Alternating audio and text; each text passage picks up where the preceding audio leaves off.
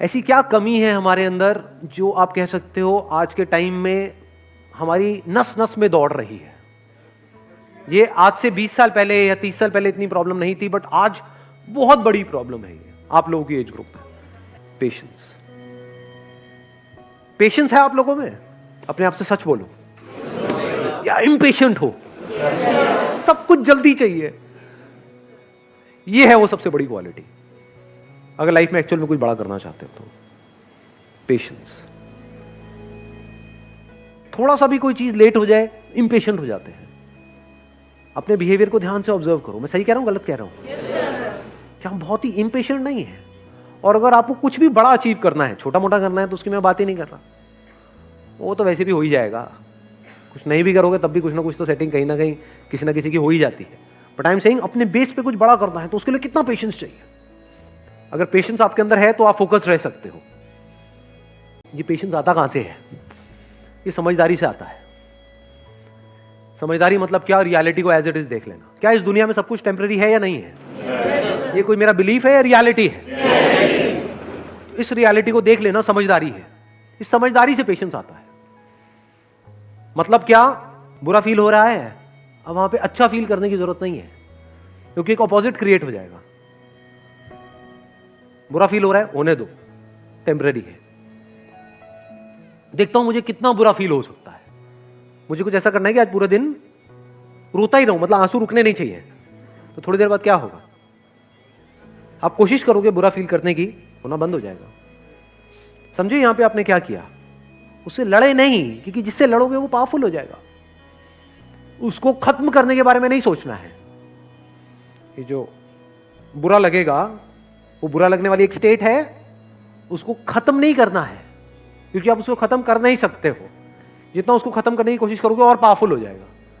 तो उसको रहने देना है। उसको ऐसे देखना है, गेस्ट आ गया मेरे घर में, समझ गए ना? हाँ, जैसे डिजायर एक गेस्ट है, आया, आने दो, रहने दो, इट इज नेचुरल। सबके अंदर आते हैं सब तरह के डिजायर्स, सबके अंदर आते हैं सब तरह के थॉट्स, सबके अंदर आते हैं सब तरह की फीलिंग्स, सब तरह के इमोशंस, सब तरह के फियर्स। आने दो, रहने दो, let me observe it, let me see कि ये कब तक रहता है। समझ गए अब आप क्या कर रहे हो? खुद को कॉन्कर कर रहे हो। तो फिर क्या हुआ? वो आया, चला गया। ऐसे ही थोड़ी बहुत सक्सेस आई, चली गई, थोड़ा बहुत फेलियर आया, चला गया। But now you are consistent, because अब कुछ भी होता है जो दुनिया की नजर में बहुत बड़ा भी हो सकता है और बहुत ही छोटा भी हो सकता है, आपको कोई फर्क नहीं पड़ता है। हैविंग सेड दैट, ऐसा नहीं है कि फर्क ही नहीं पड़ता है, फर्क पड़ता है इन द शॉर्ट टर्म। बिल्कुल ऐसा है जैसे अगर हाथ पे कुछ गर्म लगेगा तो हाथ जलेगा ना, बट अगर आपके अंदर पेशेंस है, ठीक है, जल गया, कितने दिन तक रहेगा? 2 दिन, 4 दिन, 5 हफ्ता, ठीक है, हफ्ता रहने दो। अब वहां पे आप रोने लग जाओ बैठ करके, तो गरम तो लगा लेकिन जला क्यों? तो पागल हो। और अभी आप हंस रहे हो, यही पागलपंती करते हो आप सुबह से रात तक। अरे भाई, ब्रेकअप होगा तो बुरा लगेगा ना। अब ये सवाल नहीं होना चाहिए वहां पे कि मुझे बुरा ना लगे। बुरा लगेगा। Once you are attached to somebody, किसी के साथ में आप emotionally, physically, mentally, psychologically attached हो, एकदम से अलग हो जाओ, अरे हवा टाइट।